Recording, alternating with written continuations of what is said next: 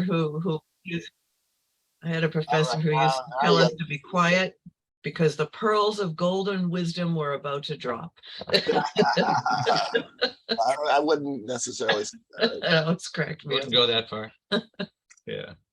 All right. Well, so good morning, everyone. We'll probably have more people filter in like usual, but as advertised, today's first topic anyway is just to run through the candidates for the that are on the ballot. I'll share my screen and bring it up. And honestly, anybody who's got any opinions about anybody, I think that's the idea, is to talk about them. Now I need to get the right screen showing again. Hang on a minute.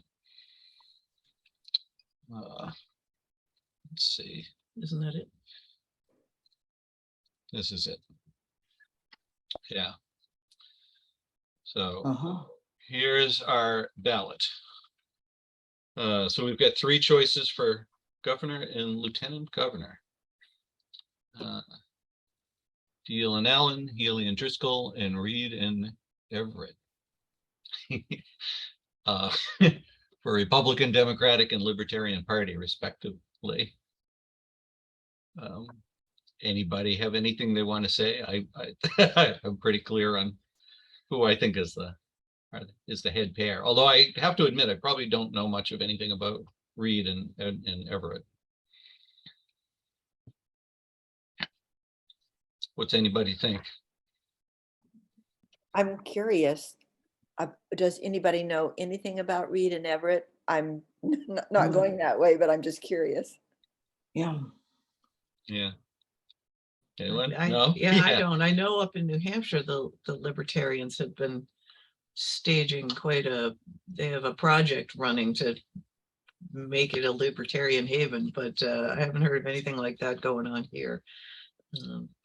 Yeah. Well, how about this? Does anybody think the deal has any realistic chance at all in Massachusetts? Yeah. Yeah. I'm still surprised that that the Republicans would have chosen him, because the Republicans have such an incredibly good record in the governors of the Commonwealth state, because they've put up reasonable and bipartisan people. And then to put someone, that's just on the end of the spectrum doesn't really make a lot of sense, I don't think. Who was his main candidate or rival for the Republicans? What's his name? I mean, was there a clearly better candidate? There was, or a more moderate candidate. There was, and clearly he didn't win the primary. And I mean, it's really interesting. Was the primary close at all? I don't know. I don't think it was that close. I don't think it was that close. It's interesting because it seems like this is a little. Let's go big or go home, huh? Intra-party feud here. I mean, all through the time Baker has been governor, Deal and his cohort of the party have been kind of sniping at each other, and it seems like the Republican Party in Massachusetts, as in a lot of places, kind of can't get its house in order. Yeah. Well, how about moving on to Attorney General then? Oh yeah, it was Chris Doherty. Doherty. I was going to say Doherty, and I was like, that's not right. That's not right, but. Attorney General, Andrea Campbell and James McMahon.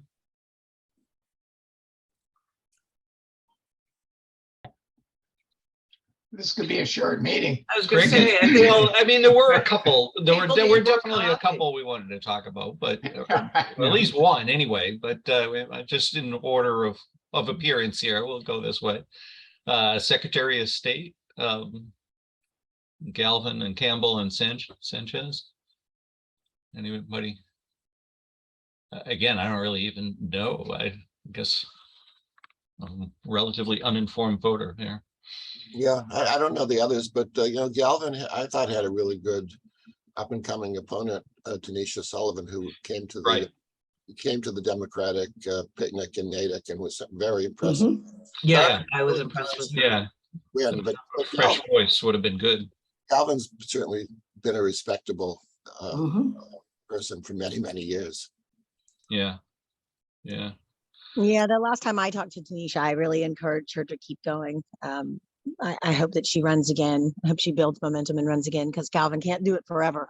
Yeah. Right, yeah, And I was impressed with her. She, Does she to- hold an office now? Like, I've forgotten what it is she's currently doing. She's a state rep, right? Maybe? Is that your phone, Bradley? Ringing in the background? Oh, there you go. Nope, not my phone. Sorry. All right. Treasurer, Goldberg and Crawford. Oh, we don't even have a Republican candidate, just Democratic or Libertarian. Huh. Interesting. Well, because Sarah had mentioned that she had some interest in that office, last time we were talking, I actually went and did a little bit of homework. I didn't do as much homework as I'll probably do some more between now and then. But I'm curious if Chris Crawford actually has enough experience to do that office. That would be my question to everybody. Because I get it that we all would like to have a little bit of, checks and balances in the sense of not having straight all one party everywhere all the time. But I am curious and would love to know if anybody did do homework about her to see if she actually hasn't, what her background is. I found like finding information about her to be a little challenging. I honestly don't remember asking that question. Interesting. So someone brought it up a couple weeks ago. I don't know. Yeah. Yeah. I Well, guess. Yeah. Well, Yes. auditor's the one that I think we were maybe had definitely had some interest in. So, how do you pronounce this guy's name? Is it Amore? Or More or like the song or no? Uh, no accent on this. I don't know. yeah, I don't know. 5 candidates. We The should- Workers' Party. So Amore. As Consultio. some people will know, the Globe endorsed Amore today in their editorial page, which I guess is their only Republican endorsement. Yeah. Really, that's interesting. I'm kind of I- wondering if they endorsed him because of wanting not to have a straight Democratic ticket as much as it is that he's awesome. I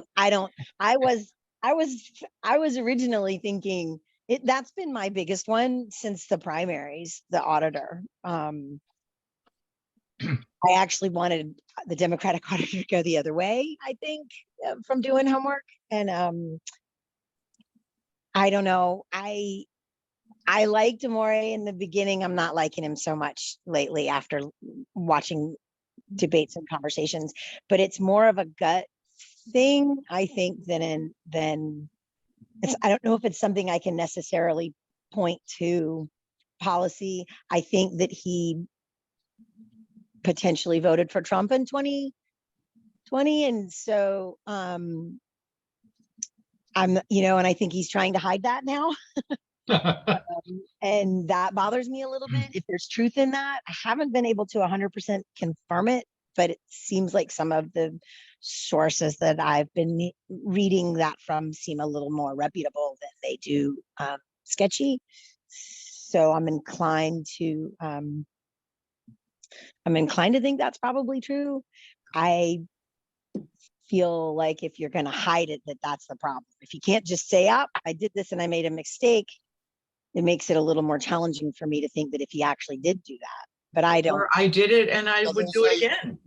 That's stand up and say that too. If there's that's- Right, exactly. A paragraph in the Globe's endorsement editorial is a paragraph that said his acknowledged vote for Donald Trump in 2020 isn't in keeping with his Baker-esque politics. However, Amore now considers that vote, which he said was based on economic considerations, a mistake.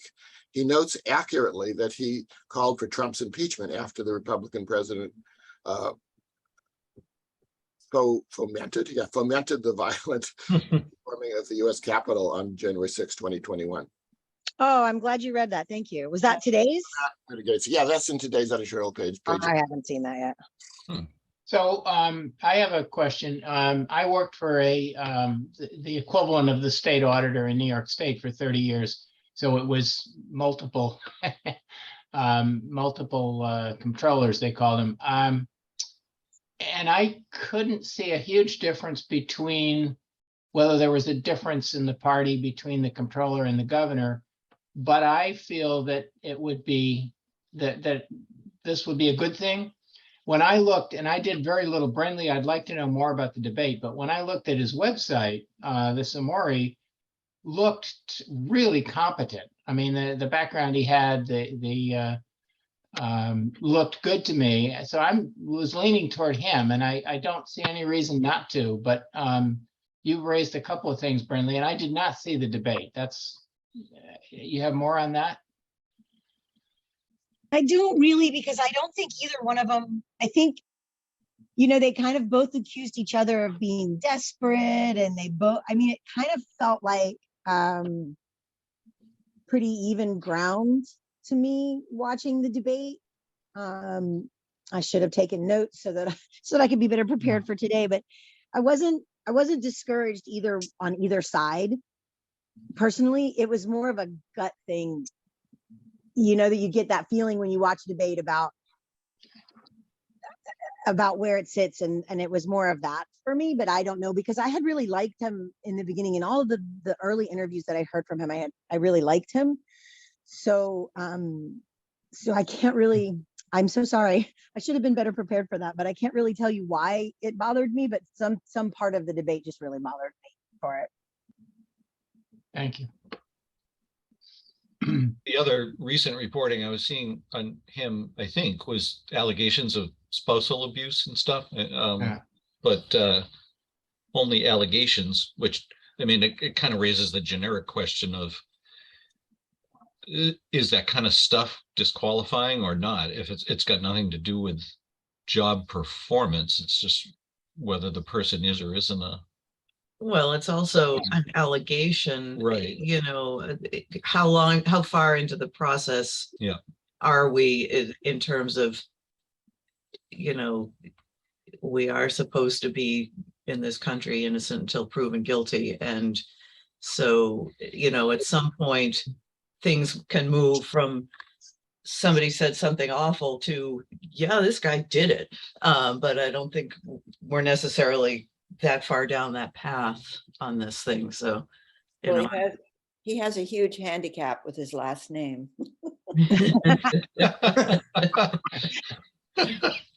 Yeah. Amore, it's Amore. Yeah, there you go. I'm curious about I'm really alerted finally in the Green Rainbow Party. I love the idea of being an environmentalist, but I know so little about any of these Green Rainbow Party people. Has anybody done any noticing about Gloria Caballero Roca? I have not. Yeah. The only one in the Green Rainbow that has any common image is Bill Stein, and she's not anywhere this.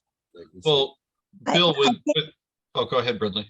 I can say that Diana DeZiglio did get the environmental nods, the environmental party nods. She did get those as being the more environmentally, the better environmental candidate. Yeah, which is interesting. I don't know what auditor has to do with the environment. Yeah, that was going to be my question for Bill, if he's got kind of generic or work experience from another state associated with his role. Does the auditor's job allow you to push any policy initiatives, or it's just you do what you're supposed to do, right? Kind of oversight, basically, isn't it? Yeah. Yeah, I never noticed that in practice. We looked at it as the eyes and ears of the taxpayer. We were concerned about whether the taxpayer was getting good buck for their bang for their buck. And it was really easy to follow that lead, and that never changed in 30 years. It was always, we're the people's eyes and ears. We want to expose fraud and abuse, and whether we can make programs better. I didn't obviously choose which places were audited, and that's part of the equation as well. So you just want someone that's independent thinking, whether they're in the same party or not. And certainly this post is designed to keep an eye on what the government's doing and whether they're doing it well. Yeah. Yeah, it almost seems like a strong party affiliation in that particular role would be a bad thing, not a good thing. but Exactly, yeah. yeah. So any other candidates? Well, okay, so first off, is Amore, or however his name's pronounced, favored to win? Does anybody know? I don't. The latest polls have him growing, but that, or at least yesterday when I was listening to the news, what they were saying on Sunday was that if he had gotten these endorsements and started building momentum a little quicker, a little earlier, they think he could potentially have won. But as of yesterday, they were saying they think it's still not his race. And so it would be Diana or Yes, Loglios instead. that was the plus side was on her number. Yeah, so probably Yesterday. But I mean, 7 days can change a lot. So Yeah. with Boston Globe's endorsement and Charlie Baker's endorsement, Charlie Baker's been actually really out campaigning for him. And that could make a big difference, because no matter what anybody says, Baker has been a popular governor. So, yeah. and with everyone thinking that all of the other head, primary offices are going to go Democratic, there are a lot of people thinking that it would be good to Yeah. have a balance. So It's interesting. The whole issue of timing is very different now than it used to be, because so many people do early voting. In the last few elections, it's been at least half have been early voters. So somebody picks up a momentum in the last 8 days, it's may not help them as much as it would in normal years. yeah, I think that's what they were saying yesterday on the news, was that there's already been so many ballots cast that they're not sure that his momentum can swing it. But I don't know that I still agree with that, but I think it's definitely there, Martin. I think you're 100% right with that. Yeah. Interesting. Anything else on auditor? Should we move on? That might be the only one that we really had significant discussion. Representative in Congress, Clark and Colarusso. Seems self-evident. Martin and Doug, I had a question. Yeah. Oh, that's right. I put it in the chat. Right. What's the requirement? How many signatures does somebody need to get on a statewide office ballot? Don't know. Yeah. Our Googling team could look that up. Well, How many parties are there too? All right, I'm Googling it. You're in the Google. Ridley's on it. Well, can you create your own party too? There must be some way to do it. Yeah.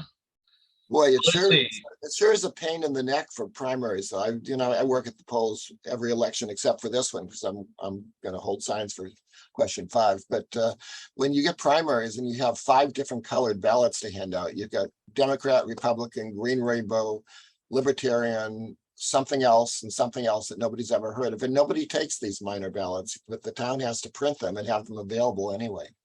That raises a really interesting question that's a little off topic, but if we run out of things on the ballot, might be interesting to come back to, is how one becomes an election worker. So it's table that for now, but it is something I think might That'll be fun to talk about.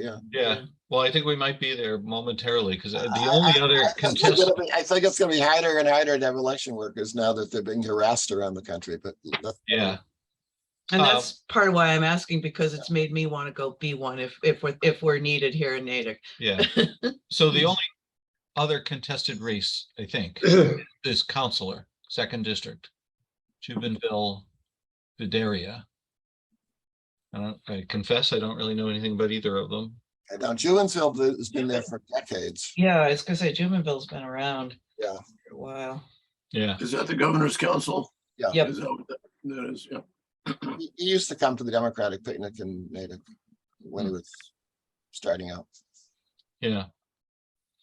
Anybody want to say anything about any of the unopposed candidates? I mean, I guess Well, this it's is clear actually they are going to get exciting. elected, but This is actually very exciting to be able to vote for Karen Spilka, because I've never had that opportunity. We're in the half of Natick that was hmm, the other, for Becca Roche. Becca Yeah. was great too, but Karen is also, I guess it's, only woman state senators for Natick. But you know, now that I've seen Karen around town more, it's really great that she's, working for Natick and is in this position of power. She was at the last town meeting for some reason. Oh, I guess to introduce herself, because Yeah. first time she's actually. Martin, do you know whether Rebecca Roush is having she's got a contested race, right? Is it? Anybody know I've seen how a lot of she's? signs. I've seen a lot of signs in Sherburne. I guess her district must go all the way to Sherburne. I thought she Yeah. was, so that's a weird district. Yeah, right. Just curious. I think I'll stop sharing the screen unless anybody has anything that you want to say about the specific candidates. Could always bring it up again, but well, it's a good question you raised.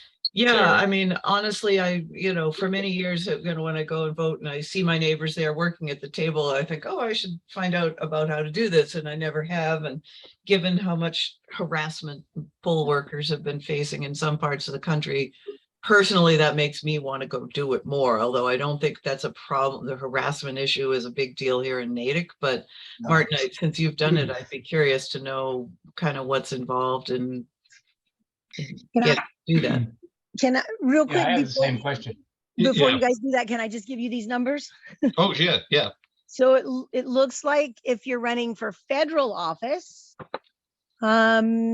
you have to get 2,500 to be president and vice president for the primary and 10,000 for the election.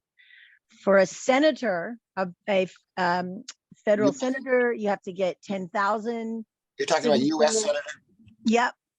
For Congress, 2,000 senators. For statewide office, governor takes 10,000 signatures. Wow. Lieutenant governor takes 10,000. Attorney general takes 10,000. Secretary of the Commonwealth takes 5,000. Treasurer and receiver general takes 5,000, and auditor takes 5,000. And then when you go down to the district and county offices, the governor's council is 1,000. Senator in general court is only 300. Representative in general court is only 150. Sheriff is 1,000. District district and county office district attorney is 1,000. Register of deeds, register of probate, clerk of courts, county treasurer, and county commissioner are all also 1,000. What about auditor? Auditor is 5,000. Right, thank you. Thank you, Brinley. Yeah, Yep. sure. Thanks, guys. Just to complete the picture, for townwide offices, it's 25. 25 people. Wow. And 10 for town meeting members. For That's right. town, right? That's the town meeting is 25. No, 10. Mm, They changed it then. It used to be 10 Yeah, it used to be 10. Just 10 signatures? That's for it? town meeting. Yep. Wow. Interesting. I stood outside Johnson Elementary School at dismissal time and got my form filled out. All right. So election workers, Martin, you want to Yeah, well, I actually, date on this? I got in because Diane Packer called me one day and asked if I wanted to do it. I guess she was looking for people that she thought were reliable or that she knew. I don't know. I started, there's 3 levels of working at the polls. The regular person who just checks people in and checks people out. We don't have checkout anymore, but checks people in are just called inspectors. And then the next level is the one who sort of keeps the records and helps the warden, which is the clerk. And they basically help to oversee what's going on. And then the warden is in charge of the precinct. And basically, I worked my way up. At one point, Diane said, "Oh, I think you're ready to be a clerk." And then she said, "Oh, yeah, I think you're ready to be a warden." So I've been a warden for the last few years. So one of the big strains is the hours. You can work a half a day if you're an inspector, but most people work a whole day, which means coming a half hour before the close open which is 6:30. They open it, polls open at 7, so you should be there at 6:30. And you're supposed to stay until all the votes are processed. Basically, the write-ins and the ones that can't be read, the machine, the hand counts, the ones the machine can't read. You have to count those too. Mhm. And then reconcile to make sure you got the right number of ballots that went through the machine and stuff like that. And that usually takes a half hour to an hour after the polls close. The polls close at 8. That's a long day. It's a very Yep. long. So you can do a half a day. Most people do a whole day. If you're a clerk or a warden, though, you cannot do a half a day. It's the whole thing. And then you have to come in at 6 rather than 6:30 to set things up. It's tiring. It is really tiring, but you somehow get used to it. And, it's nice to be able to help people with questions if you can. Some people just habitually go to the wrong precinct and don't know where they vote. Yeah. Yeah. Cindy, I wanted to recognize you, but I also just wanted to say hello to Eric. Eric, you're somewhat new to our group, I think. I want to introduce Yeah, yourself. I am absolutely new to the group. I am just right out of the egg. Yeah. Here, Eric Silverman. I'm really a new to Natick. My wife and I, Janie, moved into our house here on Cemetery Street. You know, the one that looks like it came from outer space. You're, Oh, boy. you're a close Mm. neighbor. We're only about quarter mile from you, probably. Yeah, Half a well, mile most, so. we come in peace. You know. Well, You know, it's great. I found this group because I had been to the center. I had some calling to talk to the Reverend Ian, and I found this group. I said, why not? You know, all I can do is just cause trouble in a good way. So Yeah. Good, well, welcome. well, thank you so much. If you put your email in the chat, we can add you to our mailing list. So you get Uh-oh. Okay. well, you What don't did I have to. do? We send out 2 emails a week that just advertise what the topics of the sessions are going to be, and then sometimes a little bit of follow-up from the session that we just had. This morning's session, if I don't know whether you had seen the advertisement for it, our principal topic was to talk about the positions on the state ballot, but since there aren't that many contested and there are kind of clear choices on a lot of them, we've already kind of moved on from that discussion and Yeah, right. now talking about the job of being a election worker. I'm sorry, I didn't hear being what kind of worker? An election worker at the polls. Okay. Martin has done this for several years and was describing what the job is like. Sure. Thank you. Yeah. So I actually can add that the people will thank us for volunteering. It's not technically volunteer. We do get some pay, but I haven't really calculated how much per hour it is. It's probably not much. And you do get a $10 raise when you're clerk and another $10 when you're warden or something like that. Yeah. You also So, get a Martin- huge benefit That- of lunch. That's why they pay you the big bucks, right? Yeah, they provide sandwiches for lunch, and sometimes it's up to the warden to kind of organize dinner. Some of the wardens and some of the precincts organize like a potluck pizza where you chip in money and you buy pizza, but some don't. So Martin, you didn't say how to put your name in your hat in the ring. Oh, Do you just go to the you're clerk? absolutely right. I forgot to do that. You basically contact the town clerk or maybe the assistant town clerk. And say you're interested. And I guess it probably helps to say you're a town meeting member, because then they'll know you have some track record of reliability. But they're not hard to convince if you tell them you're reliable but not a town meeting member. Yeah. And how is Natick doing in terms of having enough people? Are we scrambling, or are we? Well, no, we're doing well now. I think the reason is because we cut out the check out position. We used to have 2 people in each precinct checking people in, Mhm. and 2 checking people out, and just down and I will don't check out anymore. It's basically redundant. I don't know who they would catch if people checked out and didn't check in, or vice versa. Yeah. They don't have that anymore. So so that means there's less requirements. Plus, so much is early voting that there's no rush during regular voting anymore. So we used to have a lot of backups because people would get tired or that need extra help. But Understandable, right? there's Yeah. really, even in the presidential, there was no real rush. To move the mouse. I think they're pretty much getting along with 2 check-ins, maybe 1 spare, 1 clerk and 1 warden. And that pretty Yeah. much does it. Cool. Cindy, I wanted to circle back to you. You had your hand up then. So my question is to Martin. Martin, my mom volunteered. I think she was making like $3 or $4 an hour. Maybe they raised her to 5 by the end. And she can't see well enough to do it anymore. But so Yeah, she has, I don't know, 30 years of doing it. And when I think it was when the voting early came on, suddenly they had to do all those ballots on election day. And if it was a presidential election, they had a really hard time squeezing those in between during the day. And so it would, one time, I think it was 11 o'clock. Like if a machine had trouble or whatever, like it just did. Has that happened in Natick with you? no, we've had, is this in Natick this happened or somewhere? No, in Weston. No, we've got it really pretty well organized. So during the presidential, when there was this rush of early voting, there were extra people that came around to each precinct to help just with that. And Carol Goff is she's like a super volunteer, and she sort of led that effort. So we had that covered. And the others, it hasn't been that much so far. I don't know, for the governor's race, this one upcoming, I'm not sure. They'll probably have some extra help for those early ballots. They didn't need it for the primary because it was so minimal.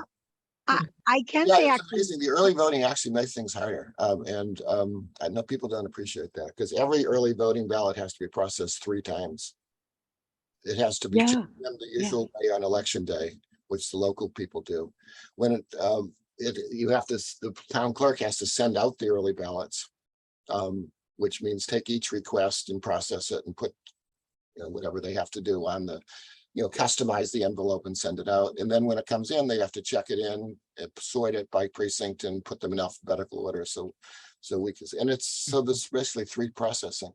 But on the other hand, it does make things go smoother on election day. So, and more people vote. So it's a toss up, but we're paying for it. So speaking of more people voting, Brinley, we'll get to you in just a second. Pat had asked in the chat if anybody knows what the typical turnout is in Natick for midterms or national elections. Yeah, 70 to 75%. I know it off the top of my head for a good reason, because when you do a campaign for the town election, you basically only send mailings out to the people who vote in town elections, which is like a quarter of the people tops. So that cuts your cost for mailing. But I had for the state election, because our ballot questions on the state election, and it was like 70 to 75%. So and if we just sent to the 75%, we'd miss all the people who popped in the last 4 years, because that was the last election. Yeah. But we basically had to cover the entire time with our mailing, so it became a lot more costly. We're gonna wash it right now. We found a way that covered that we the whole town. Martin, has it, That's fine.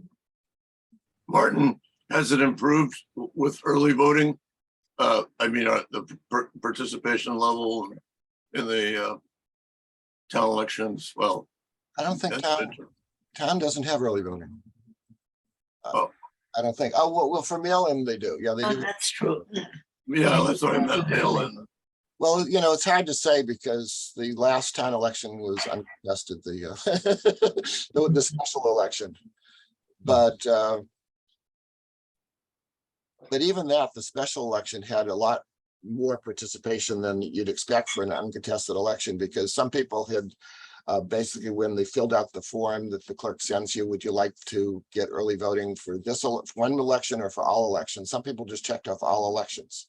So they got the early voting ballot and they figured they might as well send it in, even if it's an uncontested election. So yeah, I guess you'd have to say it does increase participation. Yeah. Brinley, I had pushed you off so we could get to the chat question, but you would. oh, no problem. Yeah. I just was going to say the last, what I learned during the previous school committee town election, after chatting. We were actually all up waiting until almost 11 to get all of those to have a clue. And then afterwards, we didn't get actual town meeting member specifics, because apparently when anybody writes any name down at all, it's a real name, the town clerk has to verify that name. They have to actually take it seriously. They, you know, Daffy Duck still has to be looked up.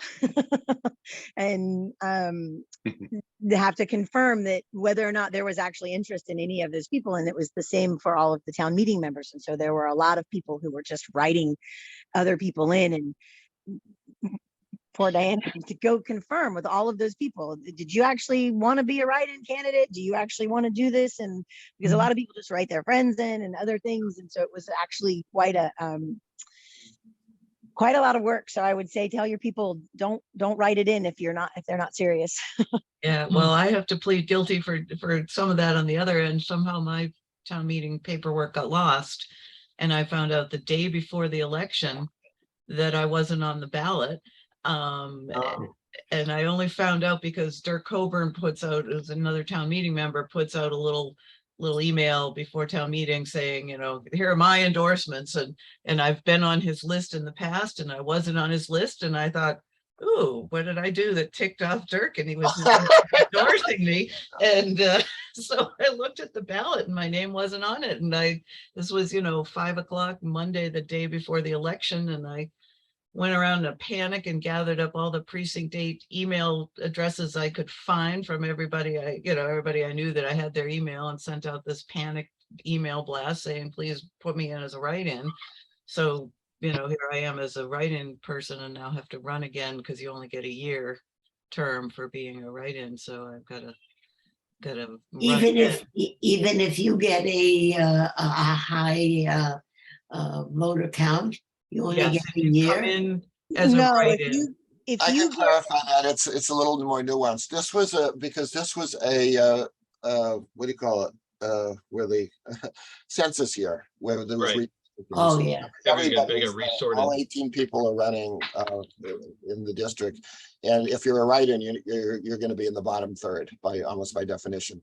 Yep. So it would be well, the way year. I understand, the way Diane explained it to me is the rules are, because it's a census year, what happens is the top third get a 3-year term, Yeah. the middle third get a 2-year term, and the bottom get a 1-year term. So if you're write-in candidacy and you get everybody in your you go campaign to get everybody in your district to vote for you, you could potentially be a 3rd year, but usually Yeah. write-in candidates are only 1 year because they're, by nature of write-in, it takes all of those number of people to vote for you.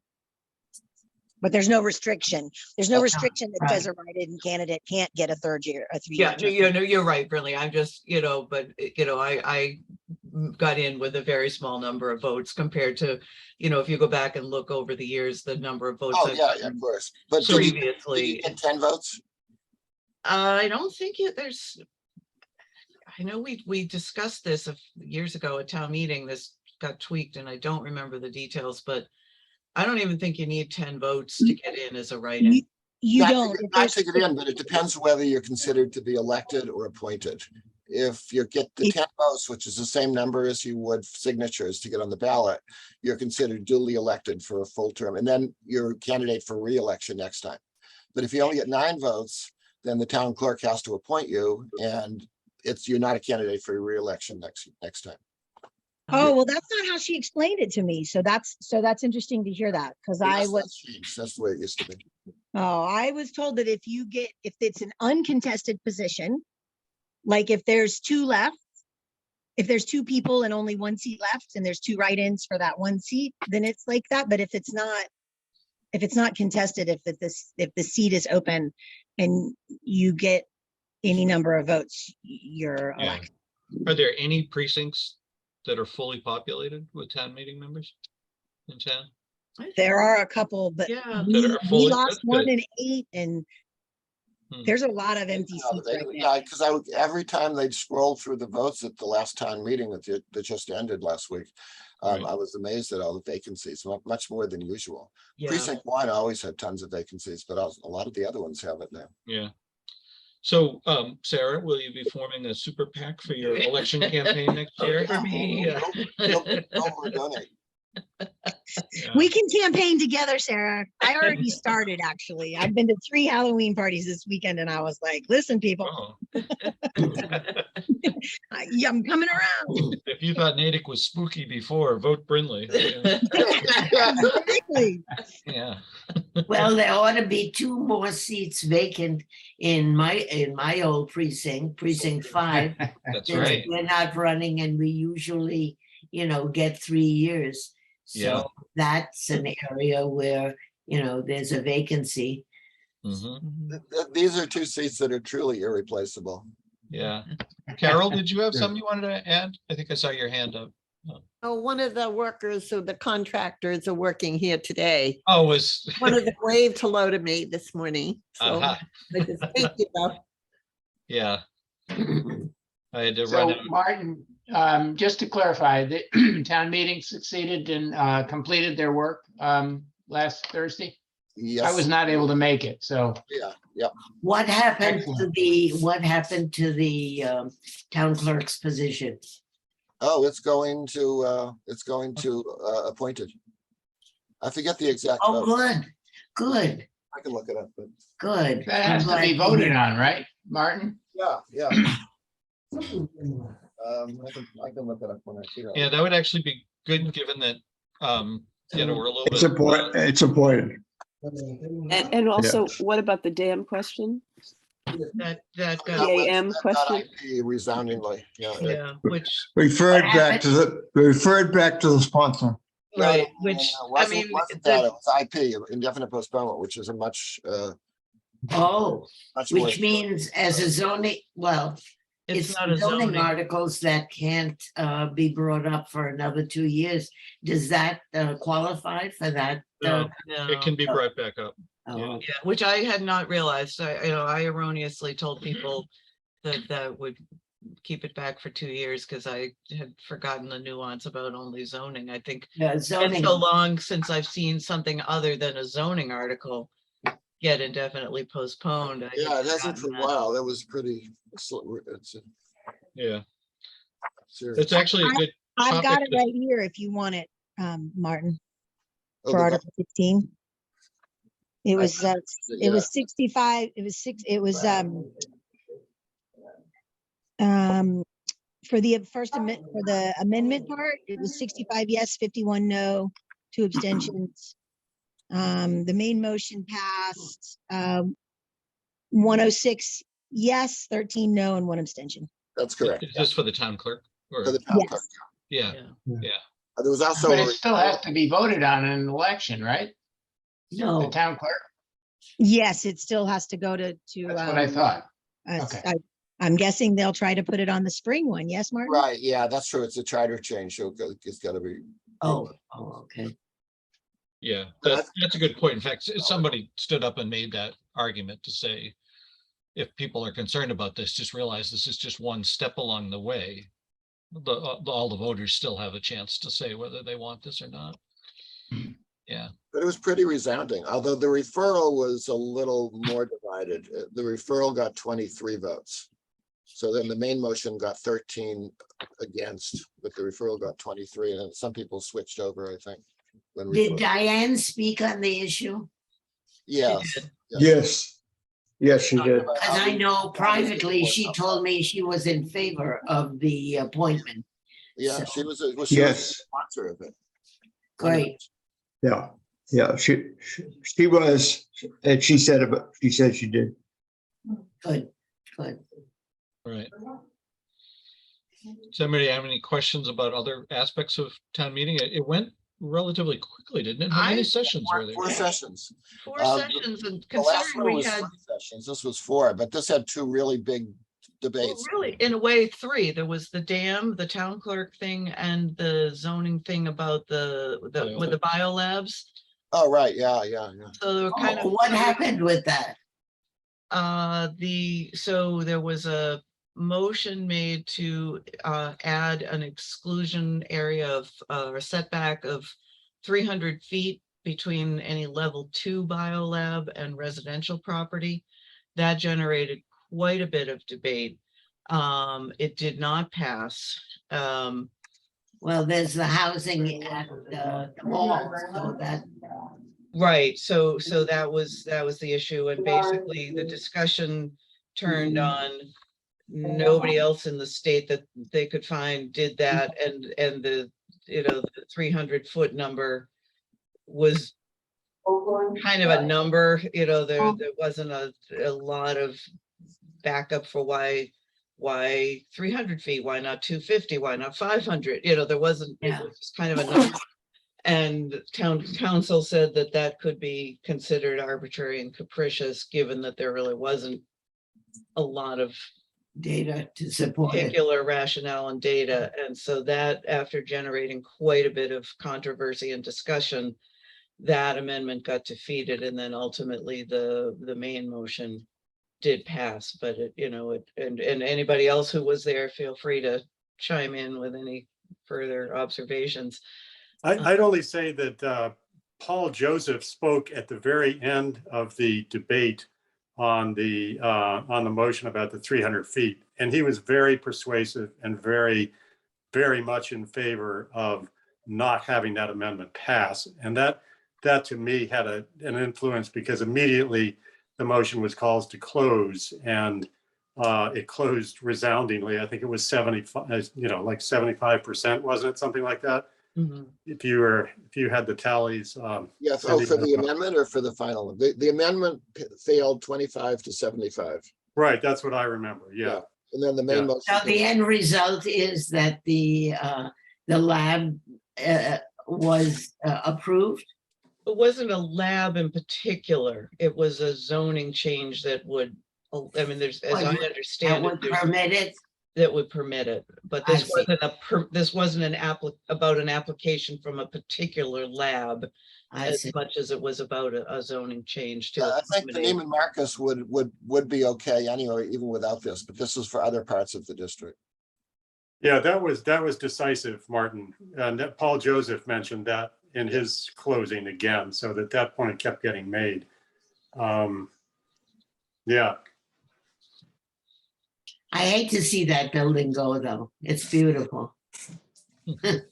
It's sort of like a dam situation.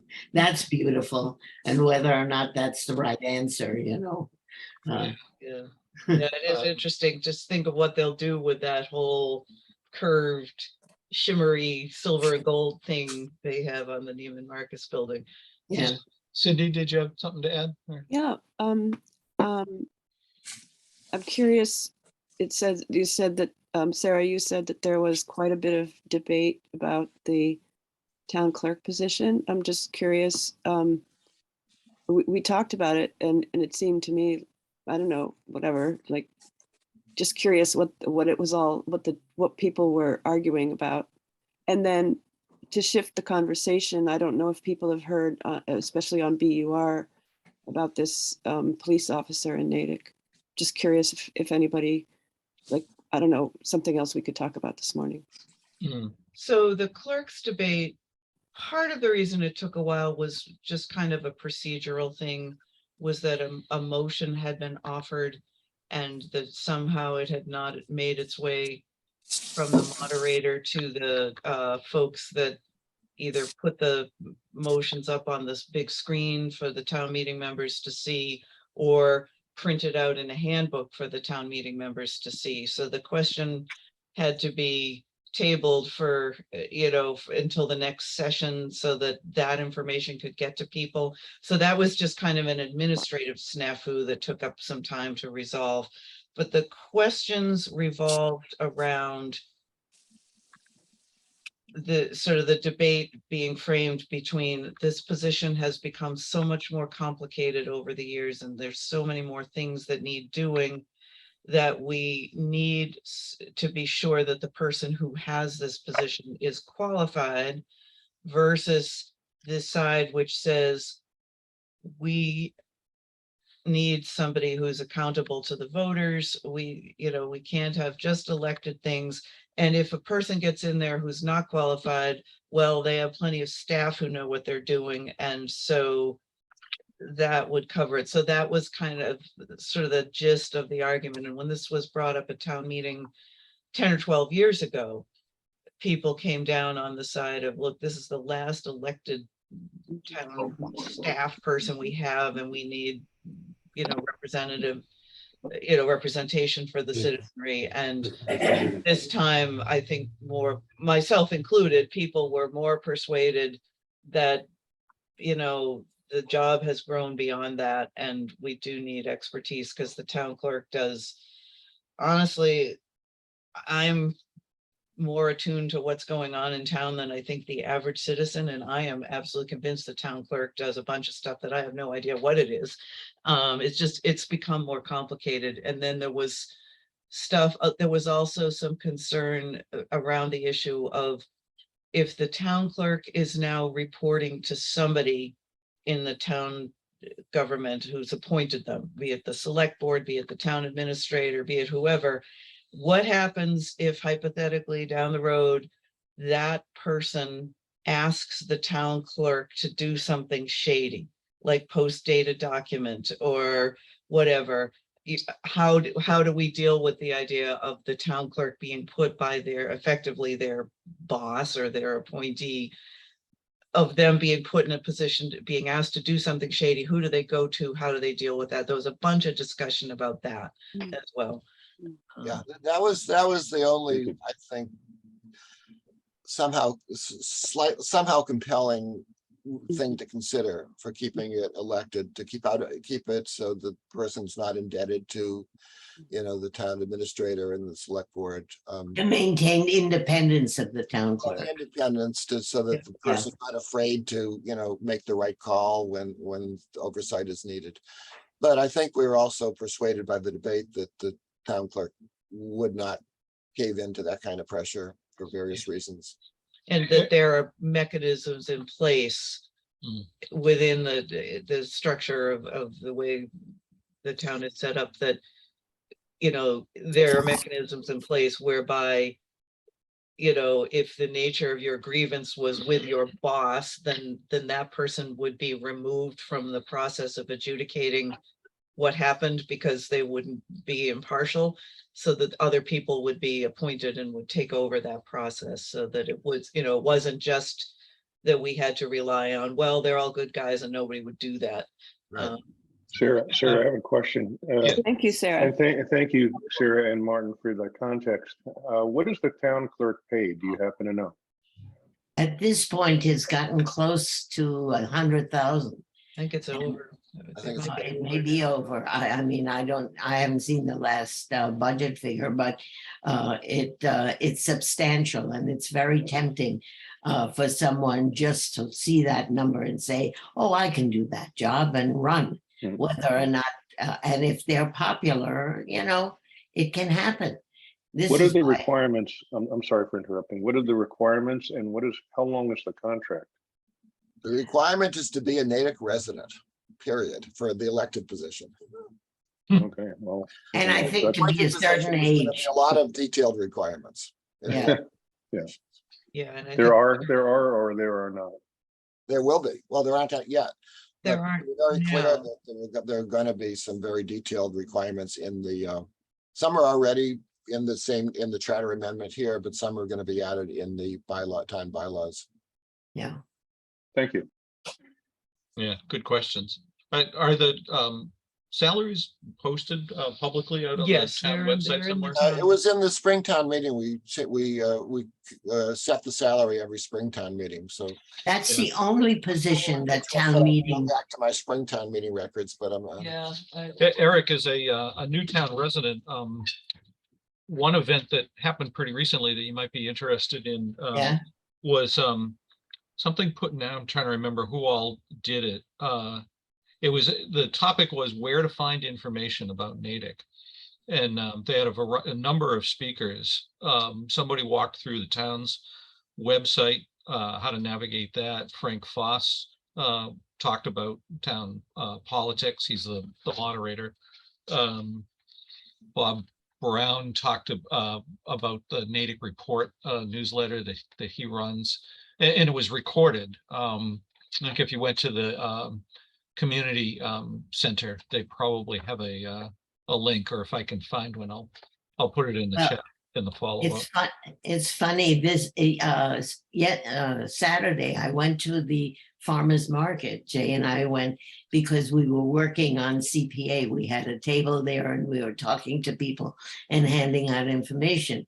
And two women came up and said, would you mind telling us what you know about Natick history?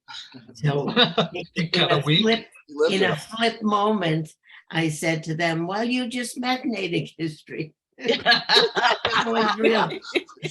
And we started what turned out to be an hour-long conversation in which I gave them names of people. They were very interested in the very early history of Natick. And they said their reaction from talking to people was that most people knew nothing about the early history of Natick. They knew that there were Indians in this town, but that's all they knew. And they were very they felt badly that so few people were aware of the long and fascinating history of the town. And their question was, well, what can we do to get more people to be interested and aware of the original people of Natick and how this town grew into what it is? So I started giving them names of people and to contact so that they could there were two, I thought they were high school students doing a project. Turns out they were Wellesley College seniors, and they were doing this project on Natick history. Interesting. And so by the time they left, they had a whole bibliography of, how to move ahead with their research. It's great that they ran into you, Ricky. It was so much fun. Yeah, but to the point I want to retract my previous suggestion for conclusion and change it because I'm hearing the bells I'm in Natick Center. The bells are ringing at 10. But I would like, I think for Eric's benefit, it took me until, I don't know, a month ago to realize that Natick has a charter, which is a special thing in Massachusetts. And I went to the Natick Historical Society timeline where they have, 5 or 4 different strands. And it's beautiful, but they have nothing about town government. So I made a suggestion to them, but having a charter, could somebody here address what that even means for my benefit and Eric's benefit mainly, I think. Can I jump back with one real quick thing before we get there, just back to the town clerk. Town clerk salary voted at $115,000 this year. So sorry for that, but just wanted to follow up. And I was a member of town meeting when their salary was somewhere in the vicinity of $50,000. So it's gone up quite a lot. Yeah. But back to the charter, Natick had an original charter which defined the role of government in on a day-to-day basis. I don't know when that charter, it may have been the original charter when the town was formally accepted by the state legislature as an independent governmental organization. But it used to be that when you wanted to change the form of government that existed in your community, you had to petition the state legislature for permission to do that. And it was a long and arduous process. And they had to agree to, they being the state legislature, had to agree to the organization that you wanted to change to, whether it was from a an open town meeting where everybody who was a resident of your town could vote on what was coming up in town meeting, to being a representative town meeting. And I think we did that in the 50s. And we became and at that point, you had to divide up the town after the census and agree that each of your precincts would have an equal number of registered of voters in that precinct. Now, there was something that just came to mind.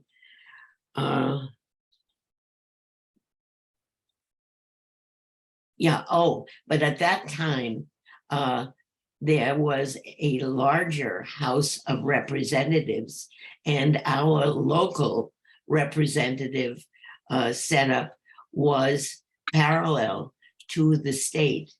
And so we had many more town meeting members than we do now. And when the state House of Representatives was cut back, Natick, I think we also cut back the size of our town meeting to match what happened at a state level. Am I correct, Martin? I don't remember the timing. No, actually, I don't remember any of it. So. Yeah. Well, okay, that's my recollection. And I was at the You're right. State House on the day when I say we, the League of Women Voters was a very large factor in cutting back the size of the Massachusetts House of Representatives. And I was in the gallery that day. It was quite an event. And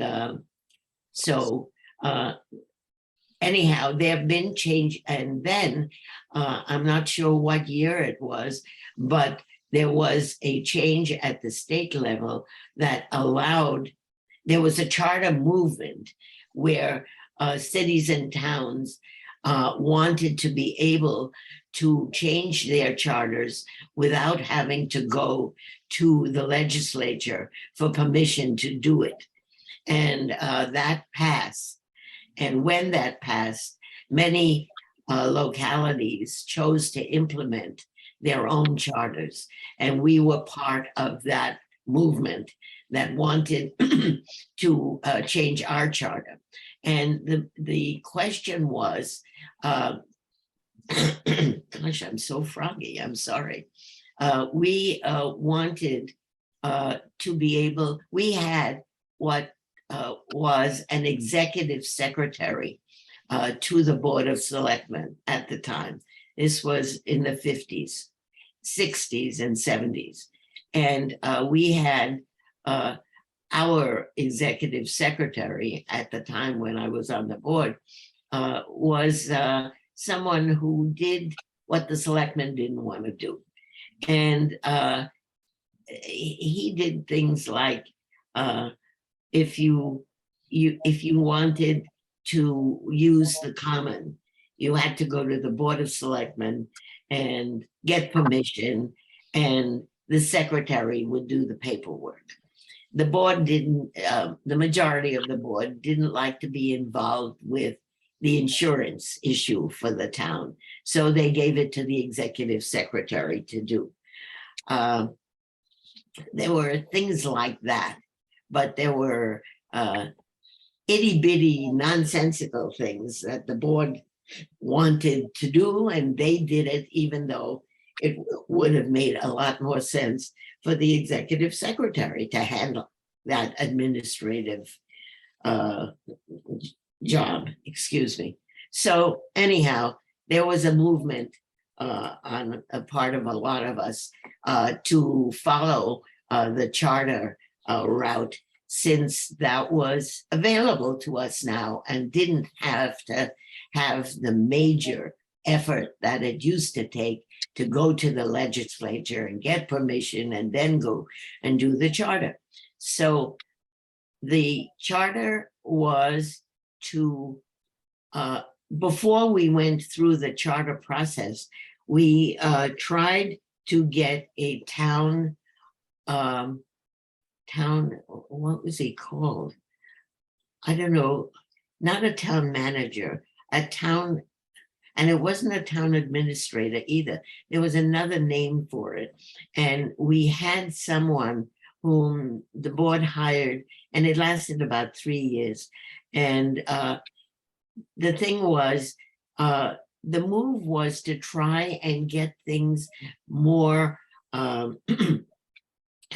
more professional, and not have as large a ballot where you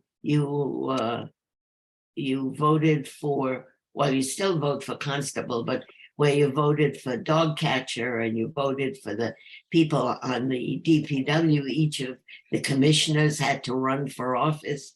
And, you know, this was a very large ballot, and the local people were the ones who knew who those people are because they were somebody's cousin or they were somebody's brother.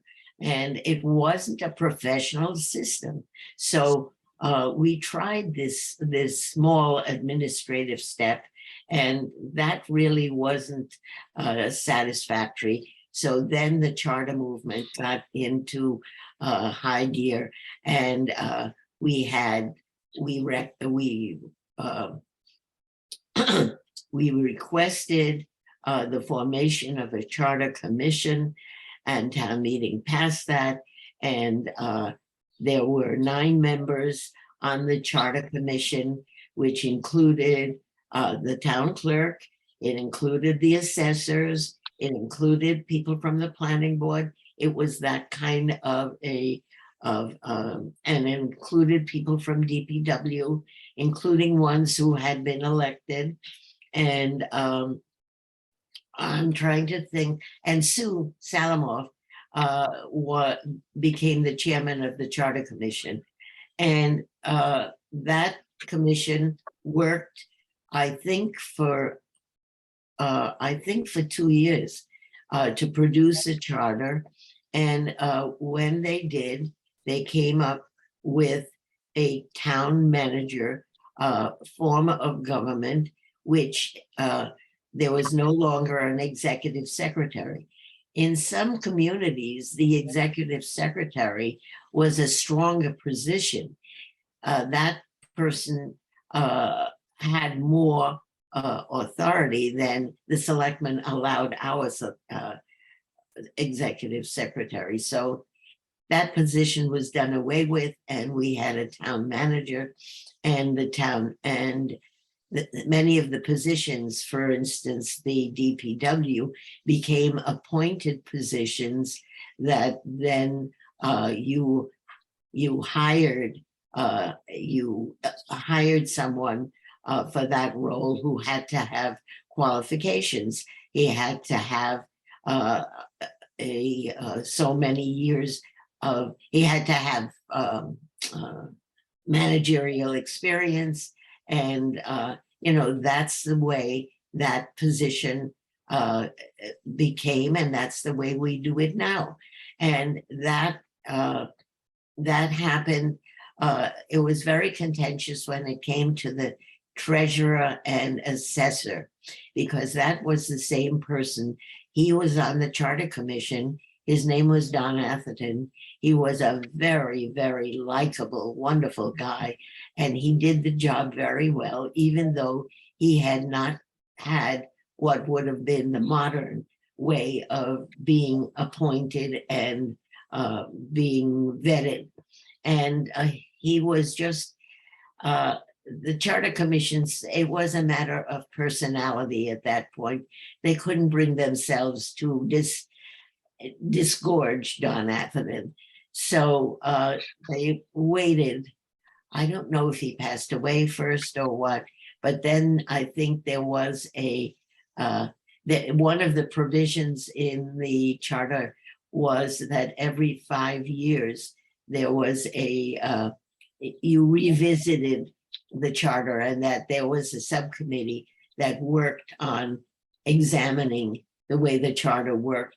And if there were things that they wanted to bring up in the intervening years, that they would study that and bring a recommendation to the town meeting for an amendment to the charter. And that's what happened in the role of the assessor and the treasurer, both of whom are now appointed regular administrative positions that are properly vetted and hired and fall under the administration of the town administrator. Some of the positions, and I'm not all that, by this time I've forgotten what I probably knew at one point, but they're, what was I gonna say? Hang on, give me a minute.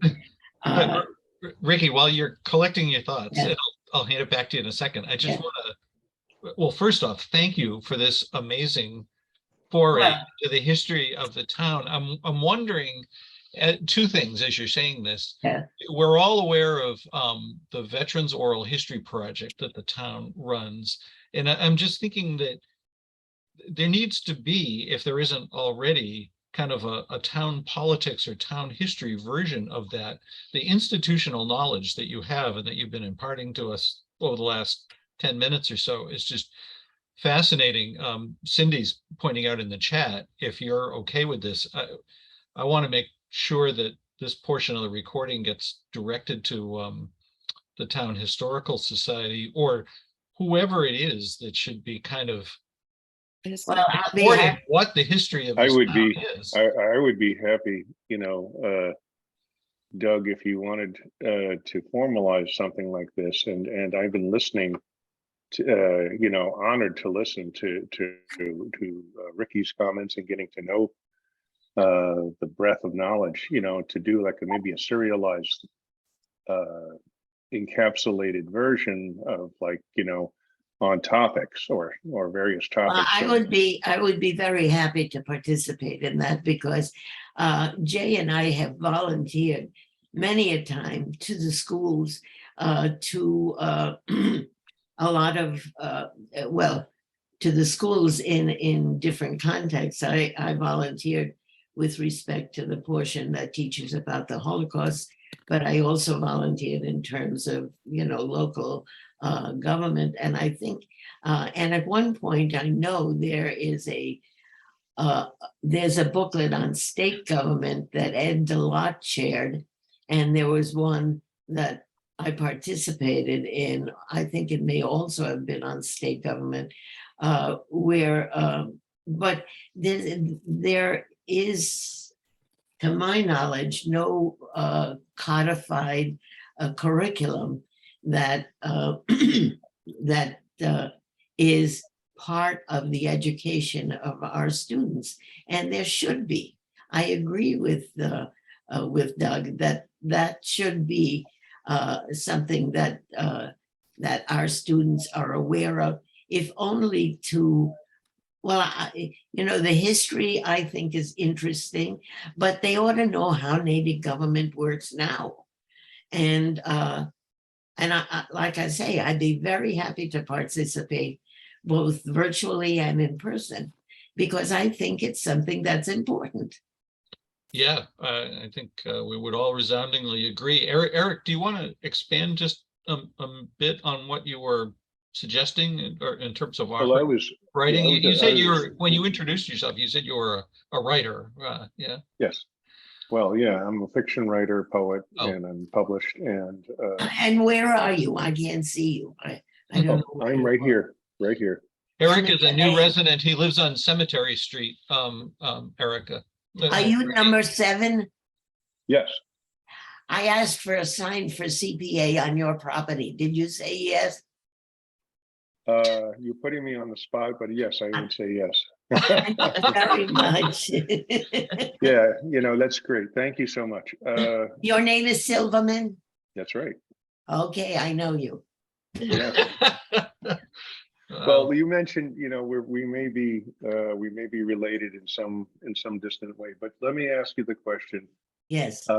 you know, I'm just bridging on what Doug was talking about, was Doug's suggestion, and I think it's a great idea to do an oral history project. I think that to ask the correct questions in a to capture your knowledge and knowledge of others is essential. Because we're in an age where kids don't know to ask questions. They think they have the answers to everything because the internet does that. Anyway, I digress. But I would be happy to participate to answer Doug's question.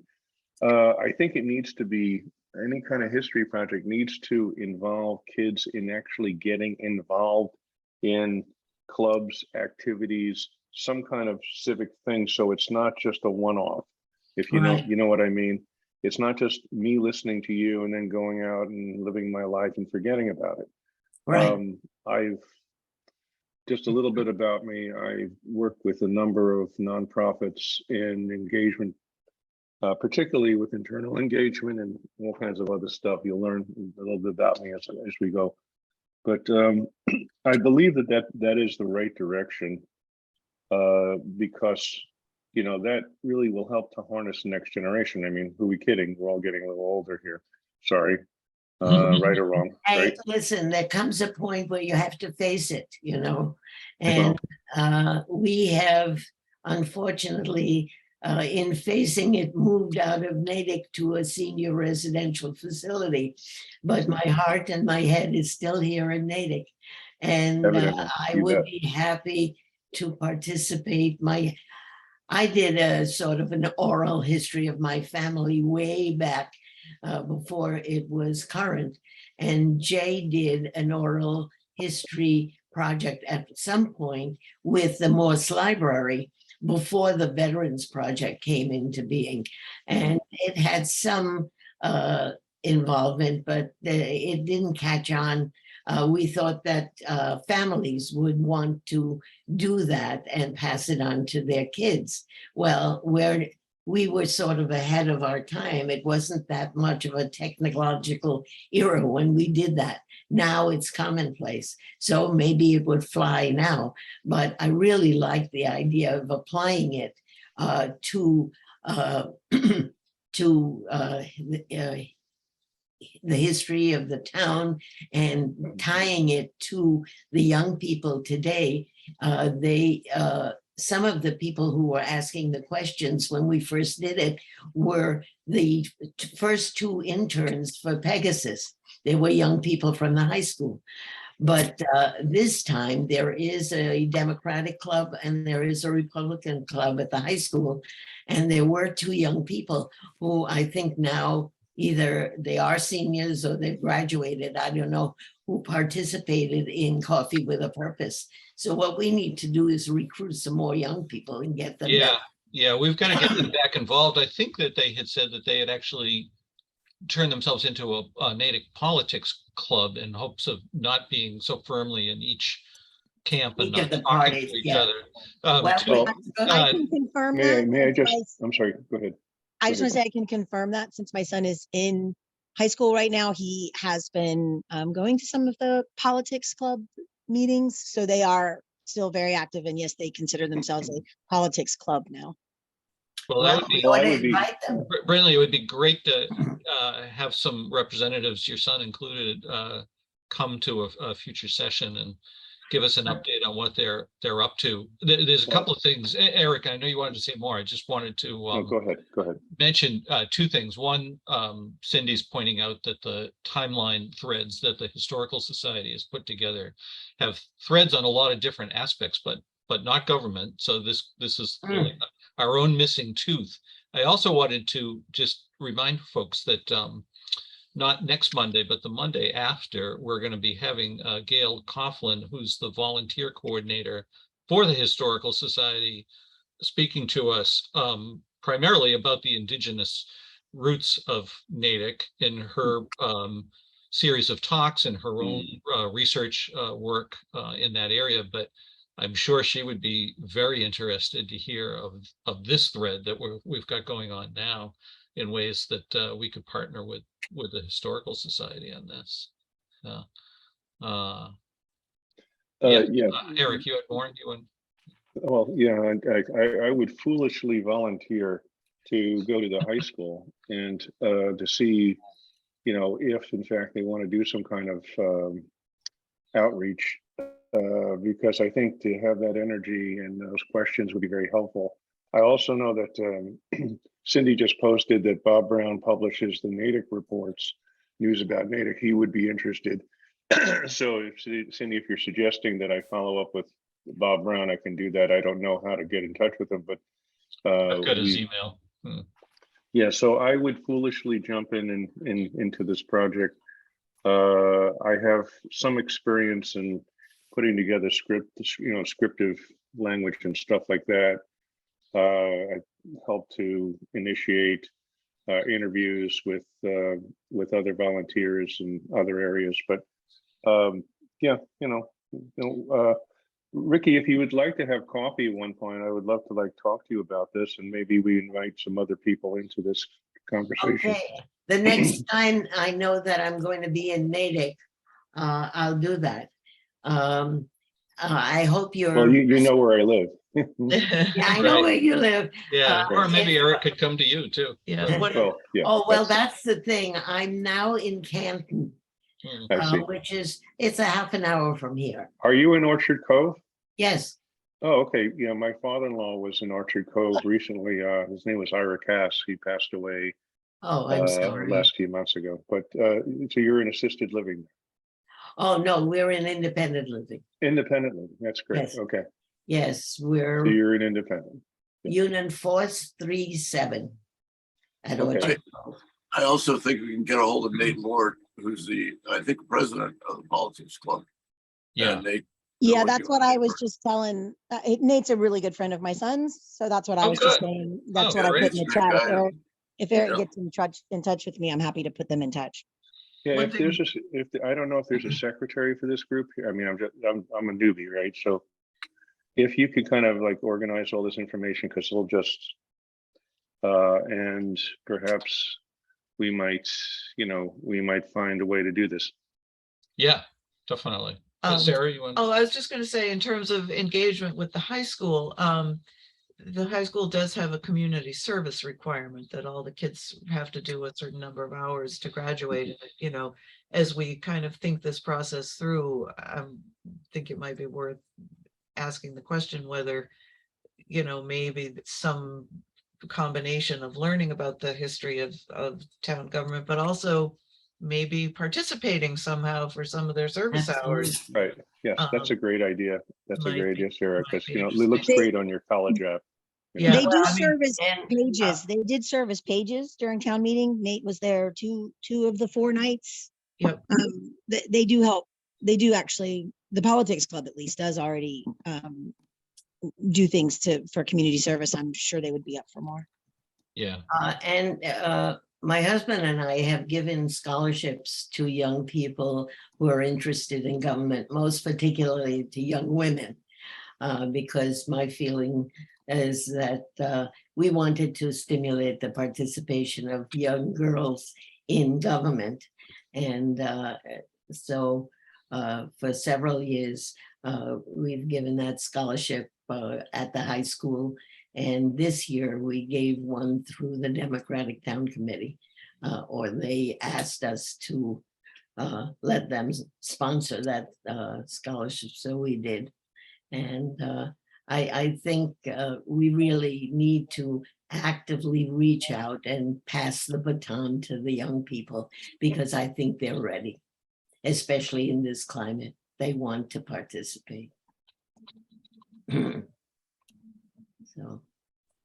So let me share a picture, if I may. This is from the CPA on Natick days with Ben Feldman and. Oh, wow. Oh, that's amazing. Yeah, the new generation is here.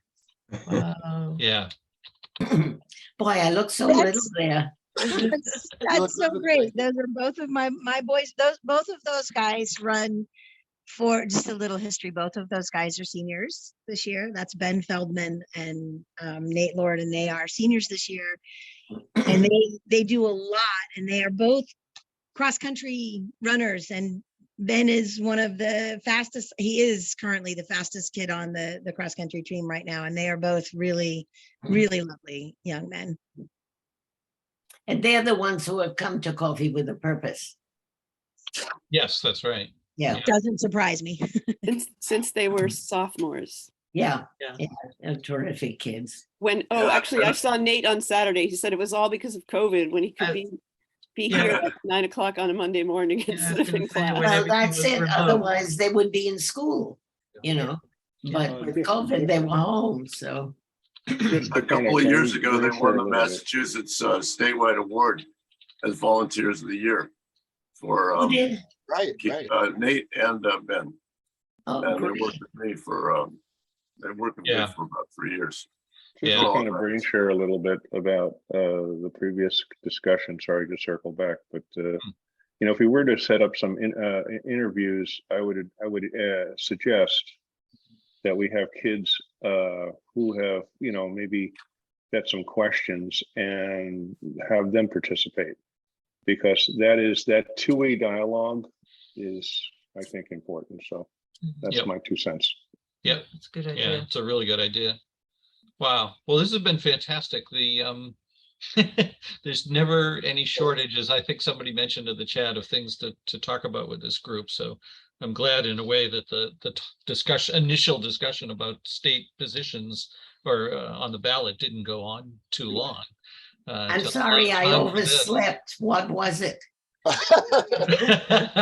Oh, we were just talking about who's on the November ballot and whether there were, you know, cases where you don't want to just vote the party line. I think pretty much the discussion could be summed up by saying that the state auditor position, that Yeah. the front runner from a competency standpoint appears to be the Republican candidate, Amore. But obviously everybody needs to make their own decision on that. So Yeah, I felt badly when Dempsey lost the primary. yeah, 'Cause he was very qualified. yeah, Yeah, me too. Me too, Eric. yeah. Let me just add one more thing on the state, on the ballot. We didn't look at the questions because we had a whole meeting. Oh, on it, But just remember that question 5, which is the one we're focused on, the CPA, is on the bottom of the back side of the ballot. So don't you know, think you're done until you get to that point. And then Yeah, that's a really good point. Mark. Oh, I didn't know that physically. Yeah, turn it over. all the way to Yeah, the bottom. You have to turn it over. Hmm. Yeah. right. You may lose a few people that I way. know, unfortunately. Well, you know what? There's no choice because the state questions Yeah. legally have to go before the town questions. Yeah, Right. yeah, Well, here's hoping, and make sure your neighbors vote. Make sure, you know those people who aren't regulars. Try and encourage them to get out there and vote for question 5, if nothing else, yeah, because it affects your town. yeah. Yep. You point that out to them. That would be important. Well, And let's, thank you again for the sign location. yeah, and it's good to meet you, Eric. So next week, just as a Good to meet you reminder, as we well. will be moving far out from Natick. We're having our guest speaker, Frank Januzzi, talk to us about things going on in East Asia and in other parts of the world. And I Is think he military? Cindy, do you wanna? No, I don't think he's military. No, Okay. he's married to my cousin, so I've known him since he was I think a sophomore in college. They didn't get married until several years after college. Yeah. He is trained at the Kennedy School. Oh, He went to Yale. He worked in the State Department. He worked for Joe Biden on the Senate Foreign Relations Committee. Oh, And he spent a fascinating. year as an interim national director of Amnesty International just here. And now he's been several years at the Mansfield Foundation, which is named after Mike Mansfield, who Who was was in the, ambassador to China. yeah. Yeah. He's so a China specialist, but the Mansfield Foundation is a exchange of legislators between the US, Korea, and Japan. And he travels extensively. And as I said last week, he's been to North Korea, I don't know, at least 5 or 6 times. yeah. And every And time he Cindy, comes you back, said that there's he, something about North Korea on the news. Yeah. You But said what- that he was in Vietnam or very recently. Do you know whether he'll be joining us from abroad that I day? don't think so. I think No, he he'll be back here. scheduled so that he's back here on East Coast time, more or less. He's always a little bit jet lagged. Yeah. Well, we're looking forward to that discussion. Oh, that should be fascinating. Yeah, and then Yeah. as you mentioned, we've got the Historical Society, and then Rich Ames, who runs the town drone and the Natick GIS department. I think that's also going to be fun. So, Brian, something real quick before we sign Yeah, off? just one thing on the environmental climate, local community is the Route 27 project. They're taking so long to do that. And I think they've kind of lowered their standards with sweeping the edges and taking care of their gear and machinery. If you look at the rest area of the pike, that access road there, and where that's their staging yard, the huge piles of gravel that they're setting on the side of the road with no dirt barriers or filter fence. And you know, that's a big project going slow, and we're dealing it for another 5 years probably. And I think Oh, no. oh yeah, by the time they do the Route 9 bridge, it's going to take a long time for them to really get that thing done. And so in the meantime, I wish they would be encouraged to have their standards brought up a little bit. All the gravel and everything that's along the edges, it's impacting us by windshields being broken, and it doesn't look like it's a well cared for project. It looks pretty slapdash and mismanaged from my point of view.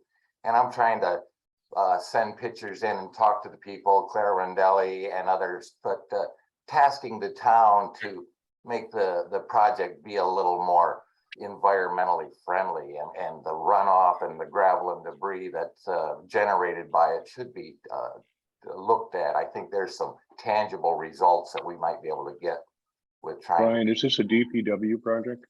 Yeah, No. well, yeah, DOT. Okay. Department of Transportation, federal. Yeah, and you know, they kind of, I think they've let their quality of work slip. Yeah. Especially relating to the community. The amount of trash that is in there on that access road is just amazing.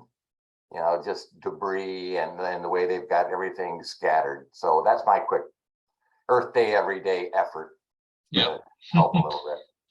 Well, thank you. Well, for being on top of it. perhaps some contact with the Board of Selectmen to ask them to write a letter to that effect to the manager of this project.